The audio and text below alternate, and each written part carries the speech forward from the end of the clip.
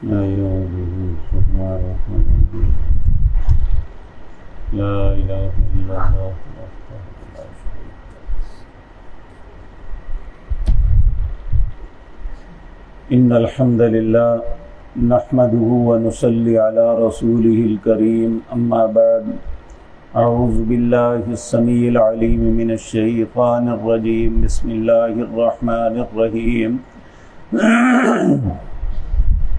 وَلَقَدْ صَدَقَكُمُ اللَّهُ وَعْدَهُ إِذْ تَحُسُّونَهُم بِإِذْنِهِ حَتَّى إِذَا فَشِلْتُمْ وَتَنَازَعْتُمْ فِي الْأَمْرِ وَعَصَيْتُم مِّن بَعْدِ مَا أَرَاكُم مَّا تُحِبُّونَ مِنكُم مَّن يُرِيدُ الدُّنْيَا وَمِنكُم مَّن يُرِيدُ الْآخِرَةَ ثم صرفكم عنهم ليبتليكم ولقد عفا عنكم والله ذو الفضل العظيم. ولقد عفا عنكم والله ذو فضل على المؤمنين إذ تصعدون ولا تلوون على أحد والرسول يدعوكم في أخراكم فأصابكم غما بغم لكي لا تحزنوا على ما فاتكم ولا ما أصابكم والله خبير بما تعملون.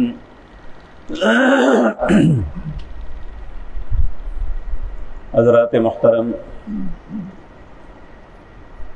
غزوہ احد کے اندر جو واقعات ہوئے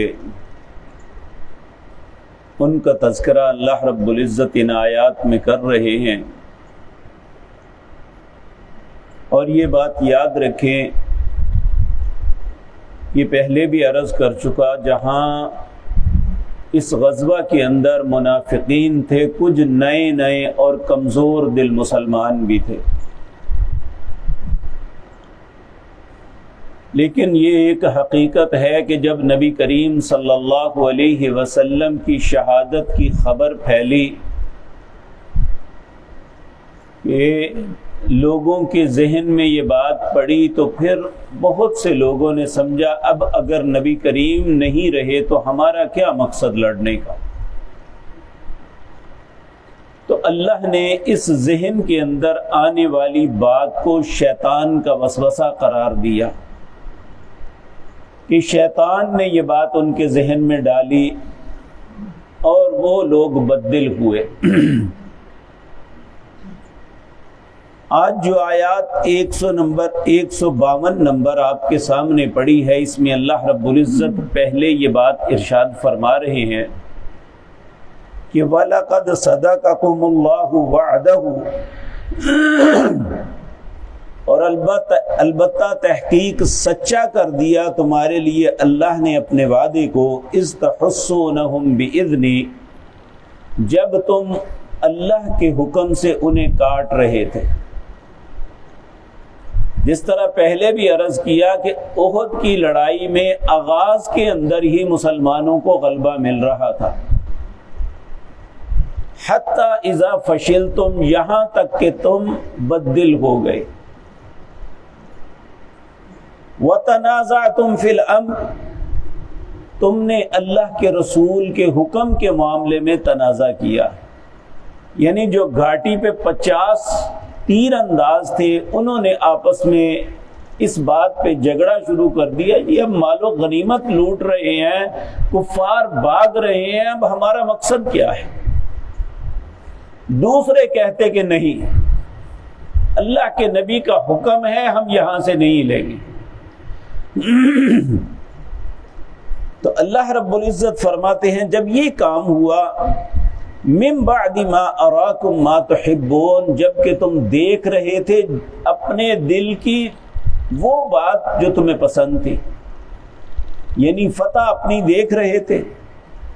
منکم من یرید الدنیا ومنکم من یرید الآخرہ، کچھ کا ارادہ دنیا کا بن گیا اور کچھ آخرت کے لیے ٹھہر گئے. دنیا کا ارادہ کیا بنا کہ سب مال غنیمت لوٹ رہے ہیں، ہم بھی اسے لیں. تو اللہ رب العزت فرماتے ہیں ثم صرفکم عنہم، پھر ہم نے یہ سب کچھ لٹا دیا واپس. لیبتلیکم تاکہ تمہیں آزمائے، لیکن پھر ساتھ ہی فرمایا وَلَقَدْ عَفَا عَنْكُمْ، یہ جو غلطی ہوئی اللہ نے اسے معاف کر دیا۔ وَاللَّهُ ذُو فَضْلٍ عَلَى الْمُؤْمِنِينَ، اللہ مومنوں پہ بہت فضل کرنے والا ہے۔ اور اگر آج کوئی شخص اپنی بدفطرتی کی وجہ سے صحابہ کرام رضوان اللہ علیہم اجمعین میں سے کسی پہ طعنہ دیتا ہے کہ وہ احد کی جنگ میں انہوں نے یہ کام کیا یا یہ نہیں کیا،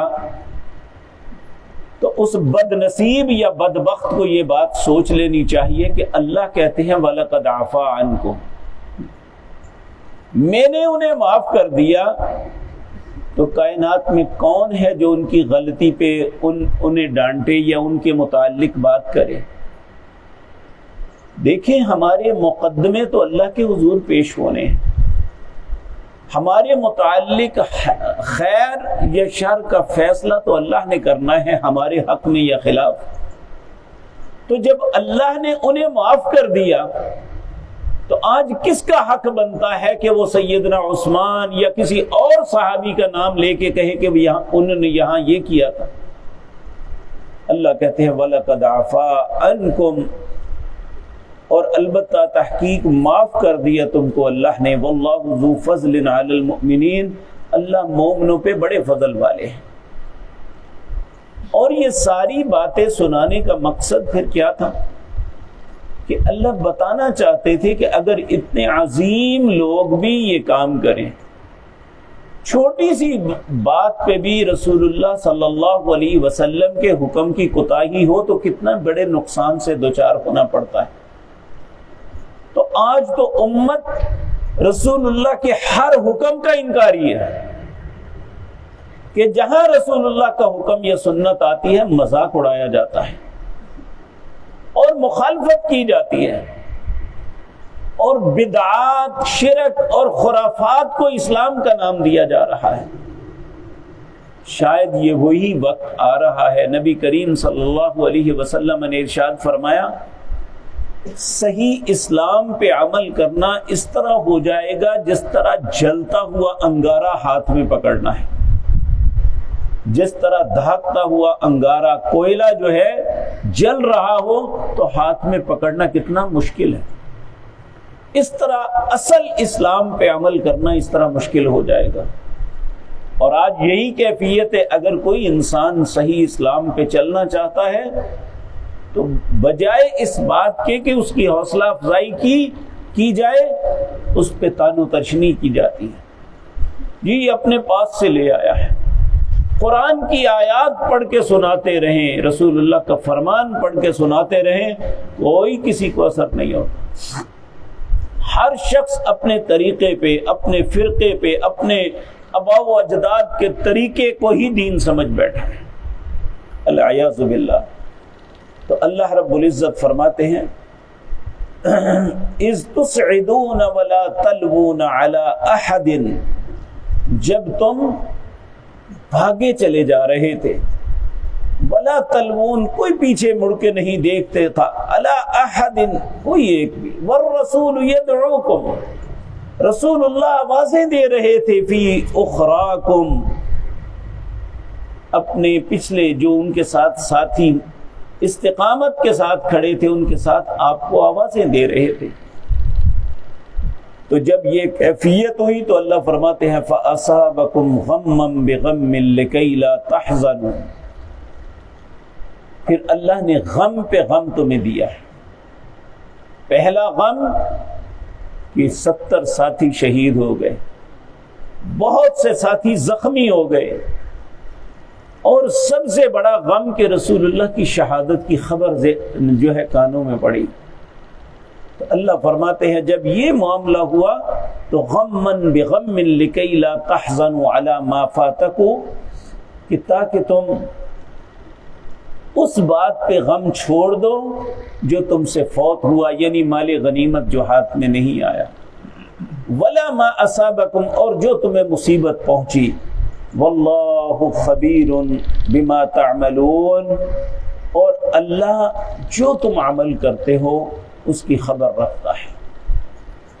اور یہ بات ذہن میں رکھیں، اتنا بڑا نقصان، اتنے سارے معاملات کے بعد اللہ نے پھر مدد فرمائی، اور یہ بات ہمیں بتلاتی ہے کہ غلطی پہ سزا دینے کے باوجود اللہ نے نہ صرف معاف کیا بلکہ ان کی مدد بھی کی۔ کس طرح؟ اگلی آیات میں اس کا اللہ نے تذکرہ کیا ہے۔ اللہ نے زندگی اور توفیق دی تو انشاءاللہ آپ کے سامنے عرض کروں گا۔